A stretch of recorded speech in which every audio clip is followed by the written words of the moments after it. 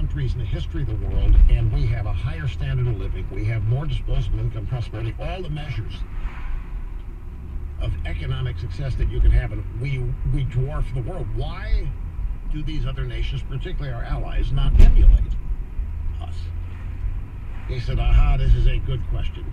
He said, the first answer is, well, they've got their own answers, Rush, and they've got their own computer models, and they've got their own ways, and they think their ways are better. They don't want to emulate us. They're tired of the United States being so strong. But we protect them, Larry. We're not their enemy. Rush, there are a lot of socialists in these allied nations, Western socialist democracies, and they're going to run their economies the way they want. But the model, Larry, you talk about models, the model for how to have a growing, robust economy with market freedom for the great bulk of the population is right here in the United States. He said they're not going to do it. They're going to stick to their models. They know better. They've been around longer than we have, and they're not free marketeers, Rush. So I said, okay, give me an example of the vulnerability you're talking about. He said there's nowhere in the world right now, if you have money to invest, there's nowhere in the world but the United States. Would you invest?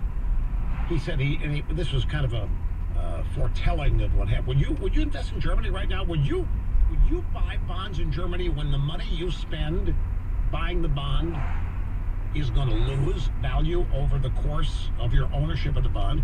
Would you spend $1,000 buying a bond and in 30 years get $900 back for it? No, you wouldn't.